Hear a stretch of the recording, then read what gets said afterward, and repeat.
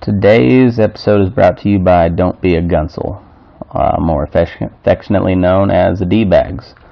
Mr. Josh Williams has partnered with us on this and has become our main sponsor of the show. And a little bit about Don't Be a Gunsel. This is just right from their description on their page. We are farm, ranch, and rodeo folks who are tired of posers, fakes, and wannabes. So we carved out our own brand with a simple message: don't be a Gunsel. You can find them on Facebook and Instagram, Don't Be a Gunsel, and don'tbeagunsel.com. They've got some hats and some stickers, and then they always share some of the best memes I've seen. So go check them out. Buy some of their merch. If you do, use the promo code BurninDaylight and get yourself 10% off. That's BURNINDAYLIGHT. Get yourself 10% off. Get yourself some cool shit. Help a brother out. And so thanks to Don't Be a Gunsel. Go check them out. Howdy there. I'm Matt McKinley, and we're burning daylight. Good morning, daylight burners. How the hell are you? It's another beautiful day here in the western part of Nevada. Sun is shining. It was actually kind of almost chilly this morning. The fall is just around the corner. You can dang sure feel it in the mornings here. It still gets pretty damn warm, but first thing in the morning, it is just pretty nice. I hope you enjoyed Mr. Waddy Mitchell. That was a fun interview. I'm going to try to get him back on here pretty shortly. He is an interesting fella and just a lot of fun to talk to. So I hope you enjoyed it as much as I did, and if you didn't, well, I don't know what to tell you, because that was a lot of fun. So yeah, I don't think he's on social media at all. Otherwise, I'd say go follow him. But if he's ever anywhere near your town, I suggest go check out his show. He's a pretty talented guy too, as well as being just really cool, having a lot of good stories. He's really talented as far as the cowboy poetry thing goes. He knows how to do it really well. I am riding Karma again today. She's really kind of coming around right about on schedule. As I always give them about 2 weeks of working, so that may not be 2 full weeks worth of rides, but 2 full work weeks. And by then they are kind of starting to get dialed in and figure out what's going on and what I want them to do, and then I can really kind of push them past their comfort zone a little bit, and they really seem to respond well. So I've got her to where she was neck reining pretty decent, and I figured it was time to go ahead and bump her along in her progression. So she is in a little junior cow horse bit right now, and I guess for those of you who aren't familiar with that style of bit, or if you don't know anything about bits in general, I'll post a picture of it later. But basically, it is a real short shank snaffle with just a little bit of gag to it. And for you non-horse people, the gag means that there's a delay from when you give your signal with your reins. There is a delay between that and when the mouthpiece of the bit hits the roof of their mouth, and for when they can feel the pressure, because that mouthpiece slides about a quarter of a turn, not quite a half rotation, before it hits the top of their mouth. Whereas on a ring snaffle, that bit can slide all the way around. So there's a big delay. And so this, you're adding just a little more precision to it, a little more, you're decreasing the time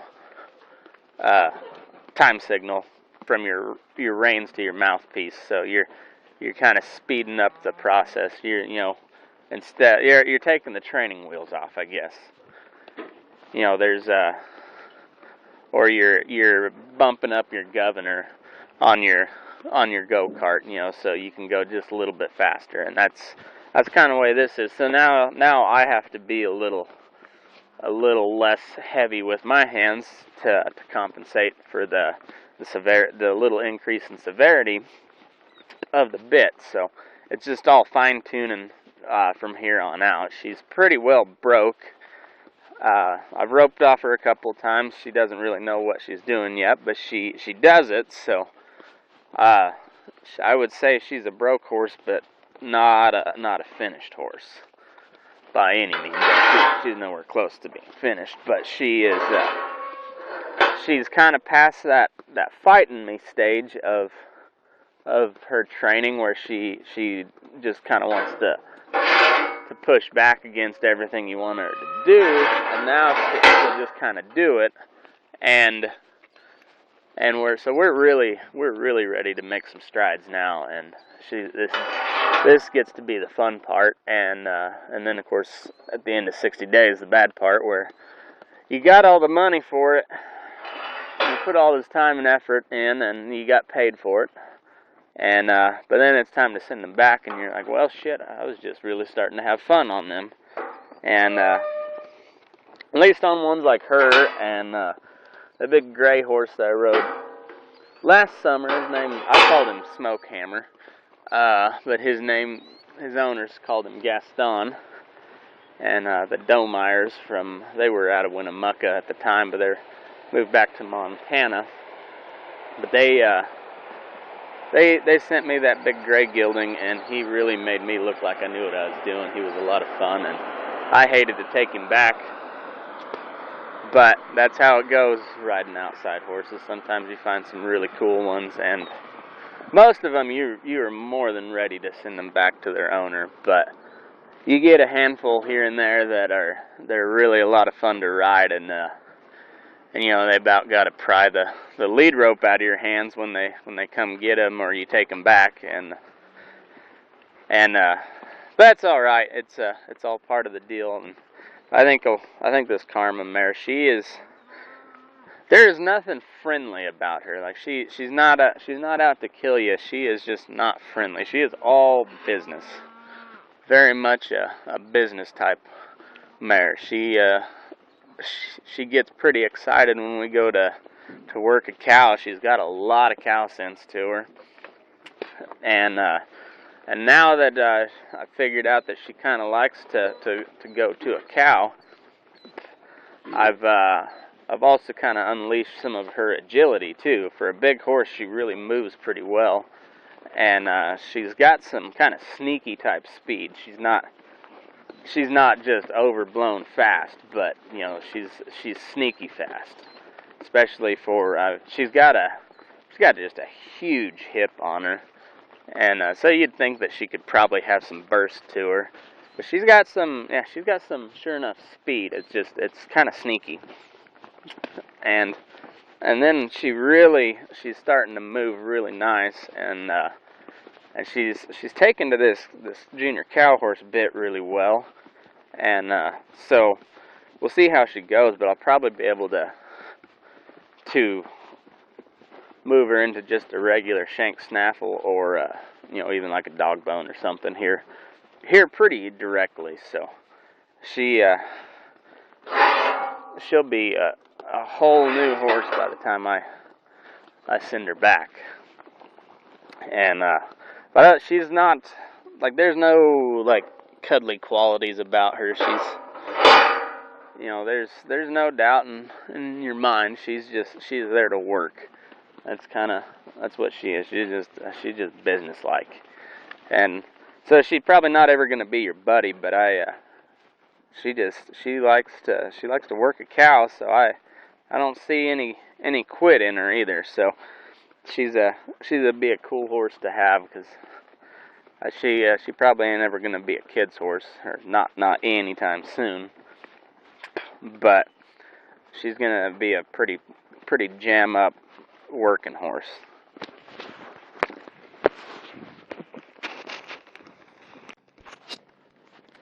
I'm kind of dragging ass a little bit this morning. I got a late start to editing my podcast.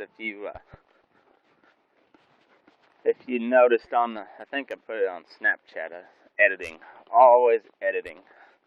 We went over to my sister-in-law's house for supper, and her girls got a new trampoline. Their grandma was in town, and they got a trampoline. So Sophia, my baby girl, she has been spending the night over there just playing on the trampoline. And Gus, my little boy, he was not a huge fan of the trampoline right off the bat. He was 2.5, and he wasn't quite sure what to think about it, especially when they started kind of bouncing him around. And he decided pretty quickly after that he was out. But they got him talked back into getting on the trampoline, and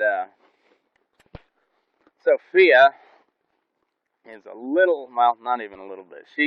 That little girl is completely insane. I love her with everything I have. Man, she is high energy, high octane craziness. I mean, she is. She's like if you took the Tasmanian devil and mixed a bunch of methamphetamine with crack cocaine and just mainlined it. That's about what she acts like most of the time. She is just, she is wound for sound. And she gets a little crazy sometimes, gets a little out of control, and she got to bouncing around. And Gus fell down, and then Sophia landed on top of him, and Gus kind of got his leg pinned back. And yeah, long story short, Sophia was crying because she was sorry, and we ended up taking Gus to the ER to see if he had anything broke. I didn't think he did, but his leg was kind of buckling every time he could walk on it, but every now and then it would just kind of give out on him. And I thought he had more of just kind of a stinger or sprained his knee or something, but we took him in just to be sure, and he ended up not having to get an x-ray, and he was in pretty good spirits the whole time, so I think he was fine, just a little sore. But anyway, we had to go to the ER last night, so I got a little late start on editing this thing, and then of course once I got rolling, I'm not one to just kind of leave it. If I usually, when that happens, it's usually because I fell asleep. But if I'm awake, I'm usually gonna just kind of hammer away at it till I'm done, or at least at a good stopping spot. So I published it about 12:30 last night, and so got running on a little bit of sleep, but that's all right. Anyway, that hospital story always kind of, I'm not very good in hospitals. I don't like them, and I don't know, I get weird in hospitals. I just feel, I don't know, almost kind of claustrophobic, just for whatever reason. I really don't like them, and it kind of reminds me of when my wife was pregnant with Sophia being our oldest. She is 4.5. She'll be 5 on December 29th. And when my wife was pregnant, she signed up for the pregnancy classes, being the first mother that she was. And so I said I would go with her, and which it was every bit as fun as you would expect it to be. And it just so happens I was working Cactus at Cactus there in Syracuse, Kansas, and we were still just balls deep in the confined cow-calf deal. I mean, we had a fall calving season that started the tail end of August and ran through the tail end of October, first part of November was when we'd kind of finish up on it. And it just so happened that October and November was when, I guess it had been, September, October, I guess, was when this birthing class started. And so we were, I was elbow deep in a heifer trying to get this calf out of her when my wife called and said, she was working in Holly, Colorado at the time. She was teaching school. And she called and said, I'm leaving Holly. You want me to just swing by the feedlot and pick you up on the way? Because we had to go over to Lake in Kansas where our doctor was, where we went to the hospital. And I said, okay, yeah, just pick me up on your way. So she drops by, and I hop in with her, and off we go to this birthing class, and I'm still wearing my boots and my spurs. I've got cow shit and afterbirth and God knows what else on me. And because, as I said, I was literally both arms elbow deep in a heifer when she called me, and I had somebody answer my phone for me and put it up to my ear so I could talk. Because I had both feet, I was just trying to get the chain around both of them, and I didn't need to lose that leg, so I really couldn't free up a hand at the time. And we get over to this birthing class, and I come in smelling just a unique combination of feedlot, vet clinic, and just shit in general, I guess. But it was a unique combination of shitty smells. And they proceed to go into their spiel on this birthing class, which, when you boil it down, there's not much difference between your wife giving birth, if you're a guy, or if you're a lady, of you giving birth, and a cow. Except, of course, you ladies, you're gonna feel the pain. Us guys, we don't feel a thing. And that's one of the many reasons I'm thankful that I was born a man. That you guys go through a hell of a lot there during that whole process. But anyway, they go through their spiel about what to expect, what to do, how to prepare, and the basics, I suppose. And the biological and anatomical side of things, I pretty well knew. I probably knew better than most of the women in the class, just because I've been around. I just got done pulling a newborn baby calf, and the only reason he was newborn is because I helped him. And I was very involved in the synchronization program, and had been thoroughly educated on the subject, so I kind of had a better idea of how everything worked than most of the women, just strictly from sheer knowledge of just being around cattle.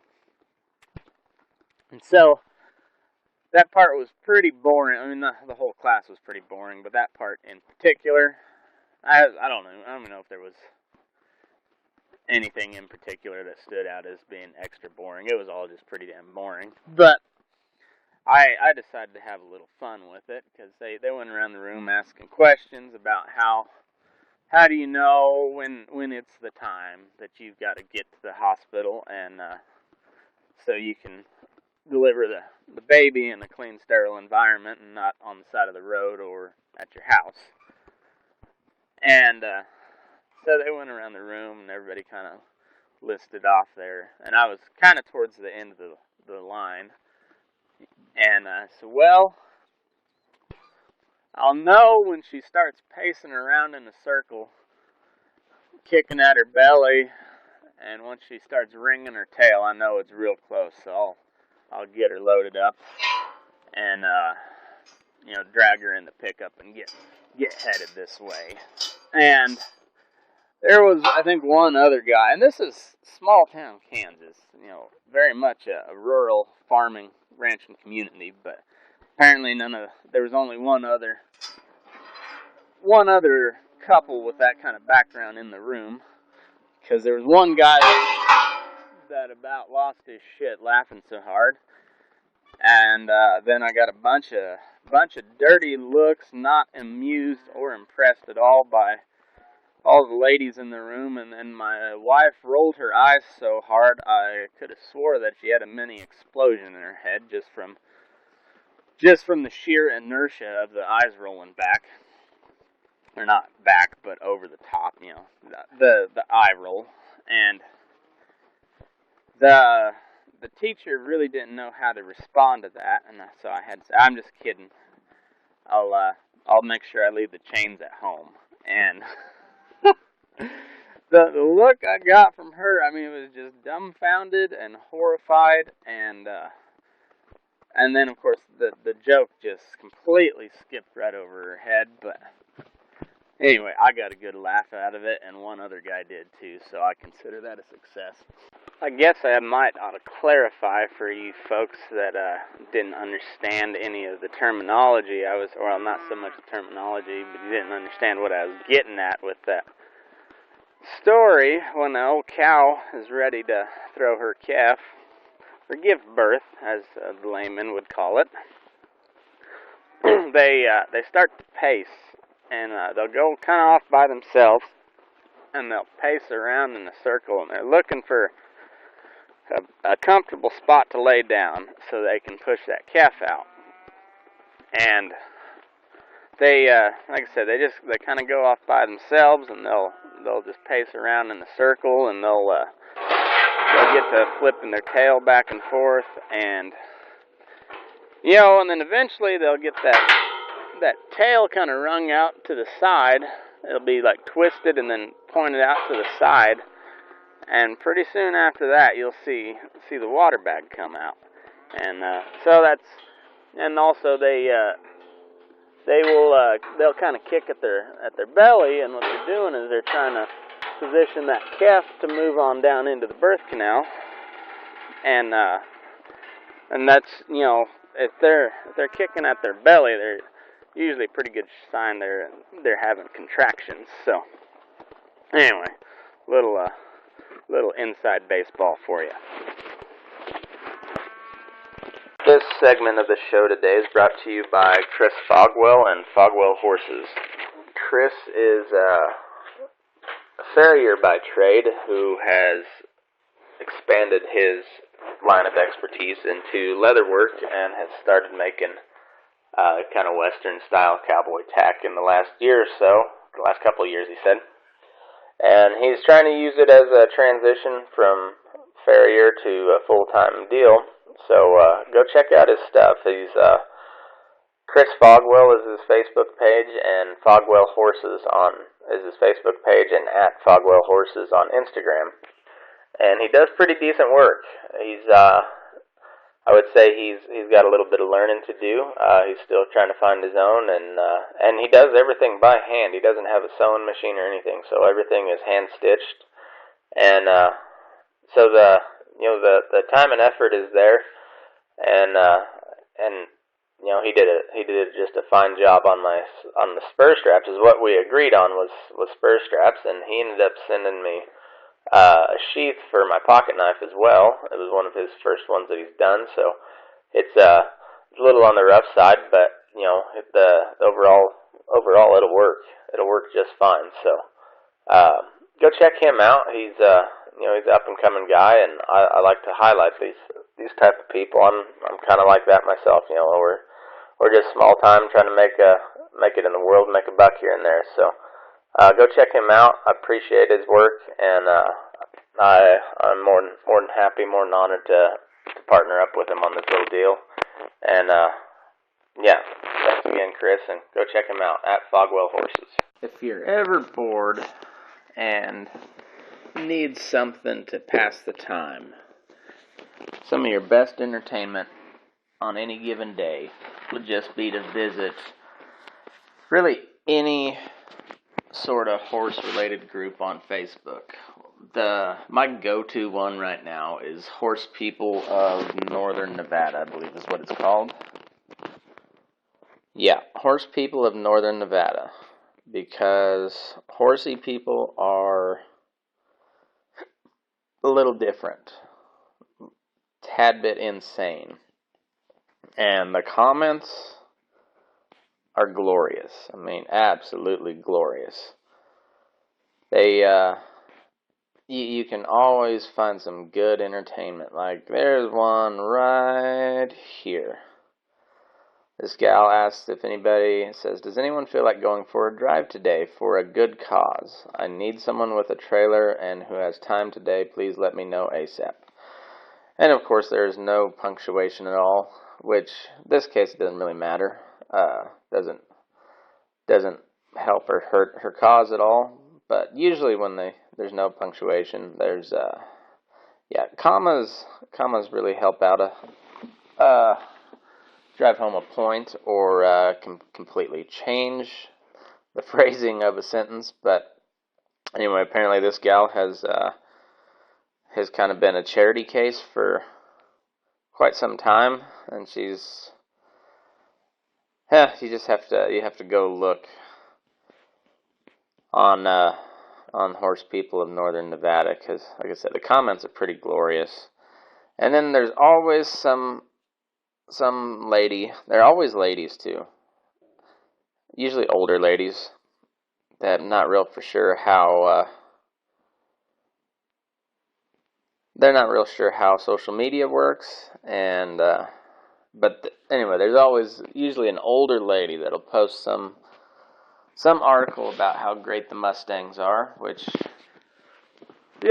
Mustangs are a pretty hot topic in the livestock community around here, because there's pretty large herds of them that roam on the BLM ground, and they're pretty devastating to the ecosystem, because the way a horse grazes, they clip the grass down at the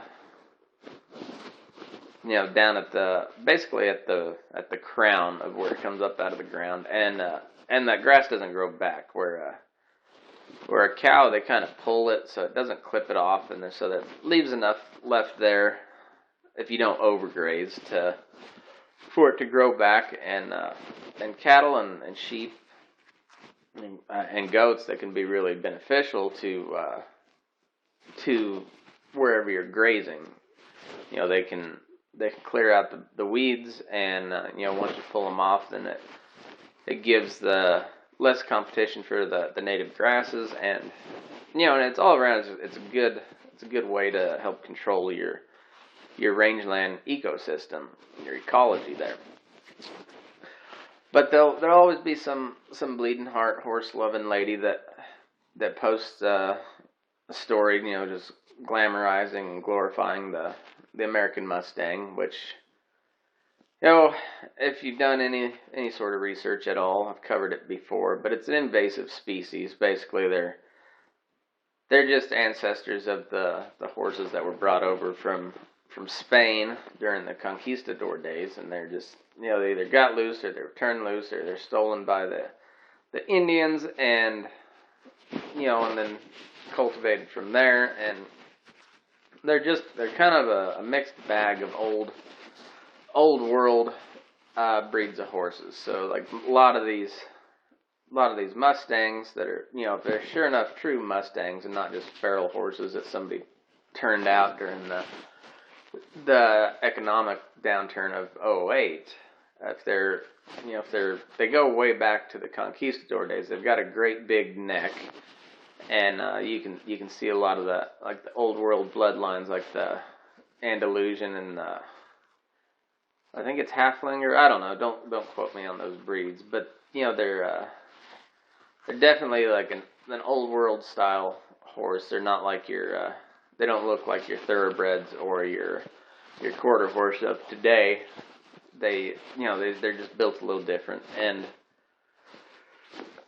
but a lot of these folks treat the Mustangs as as just a national treasure, and they've got to be protected at all costs. And I've covered the proposals to shoot them with a hormone injection, to basically as a birth control pill or shot, and any number of things. There's several different feedlots throughout the western U.S. I worked at one for a little bit, where they round up these Mustangs, they bring them in, they freeze brand them, vaccinate them, all that, and then they adopt some of them out. And it's funny, is I almost guarantee you that I would bet 95% of these people that post about how great the Mustangs are have never attempted to adopt one, or make any sort of measurable impact on that population. Where instead of bitching about it on Facebook and just screeching in the comments about how you love horses and they got to be protected, well, go get a Mustang. It's pretty cheap. The approval process, from what I understand, is, you basically just sign a piece of paper saying you're not going to sell them for slaughter, and I think it's like $150 adoption fee, and that's pretty well it. And a lot of times they've got different cult starting programs at several prisons, and like Carson City prison has a Mustang program, and a lot of these inmates will they'll work with these horses, and they get to be where they're pretty dang good at it, but they're in prison. They don't have a whole lot else to do. They've got a little extra time on their hands, so they I don't know how they operate it, but they work with these Mustangs, and you can find a pretty decently broke Mustang or halfway gentle Mustang coming from one of these prisons, and like I said, you can get them for pretty cheap. You adopt them for like $150, something like that.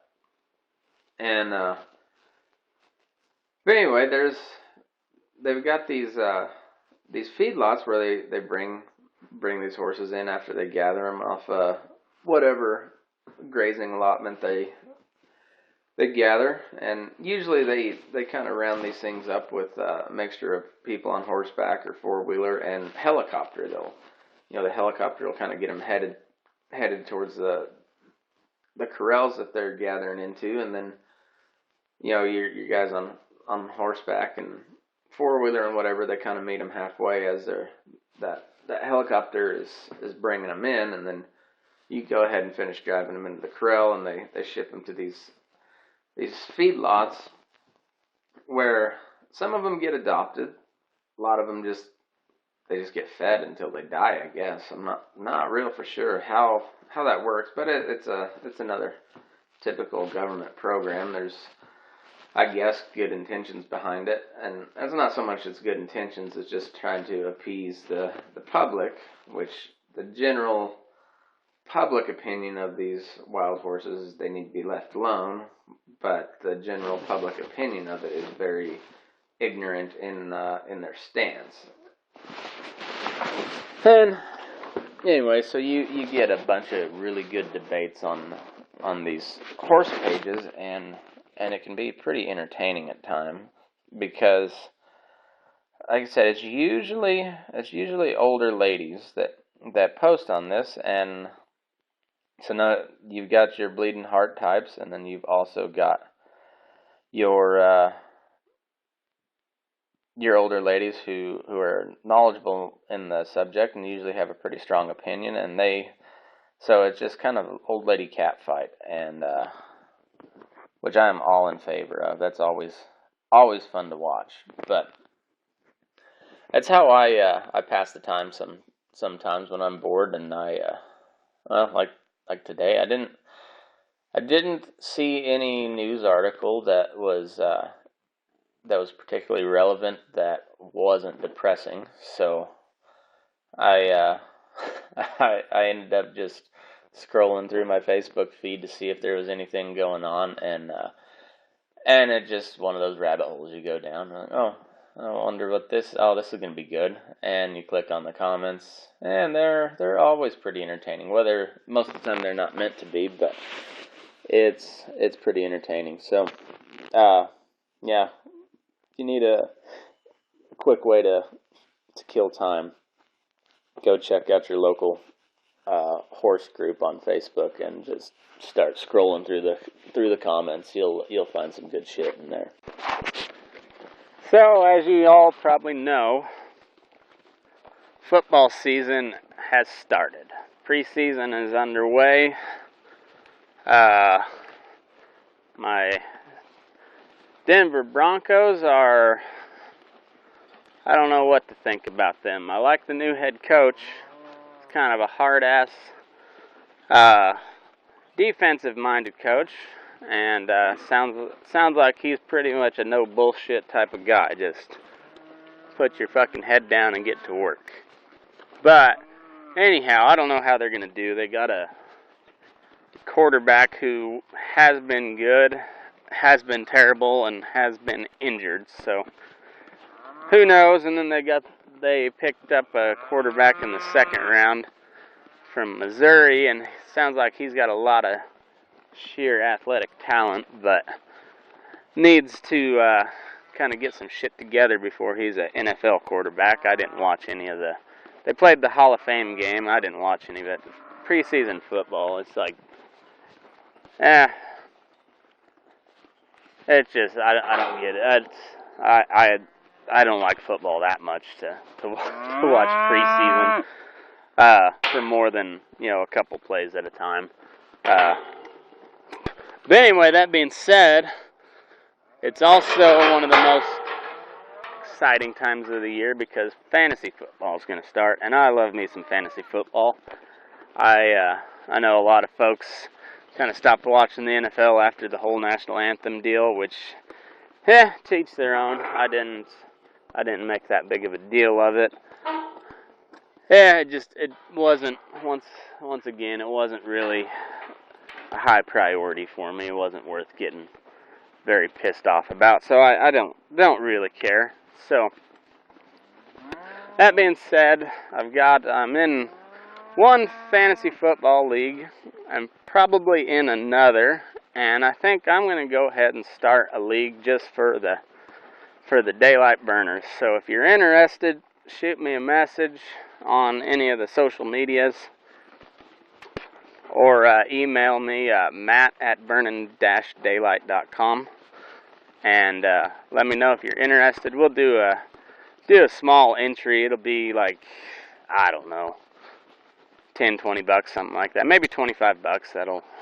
That's pretty. So then we get a 12 lady. However, I don't care who wants to play, can play, but it'll be the first 12 or first 11. I'll play too. So first 11 to send me a message that they're interested. We'll go ahead and set it up, and then we'll let the shit talking commence. So that's really the big goal behind any fantasy football league worth of shit is the shit talking. So we'll do that. First 11 of you to let me know. We'll go ahead and join start a league. If there's more than that, then hell, we'll start 2 if there's enough. So just let me know, and then we'll see how many responses I get, and we'll go from there. So anyway, I'm not going to go any further on to fantasy football because nobody gives a shit. So it's a pretty exciting time of the year, but it's not all that exciting to talk about to your normal person. So unless you're kind of a junkie like I am, it's about like talking about paint drying. So that'll be end of fantasy football talk for today. Well, folks, that's going to do it for me today.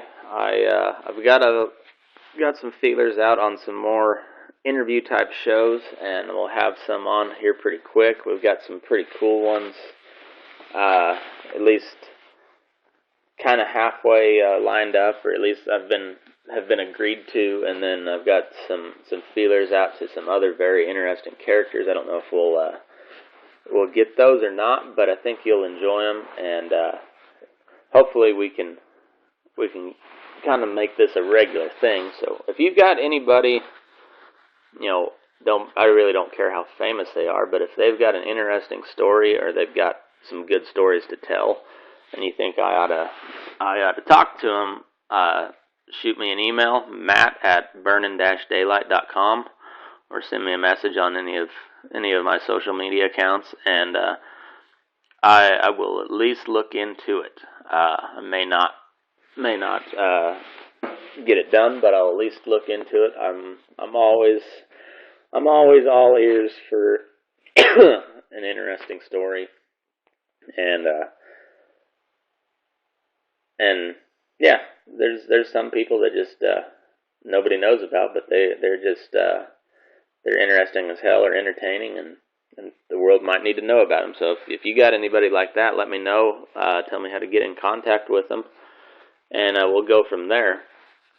So anyway, that being said, go find me on all the social media stuff. Matt McKinley on Facebook, @MakerMac85 on Twitter and Instagram. Go follow the show page, Burning Daylight on Facebook, @Burning Daylight on Instagram, @BurningDaylight1 on Twitter and Snapchat.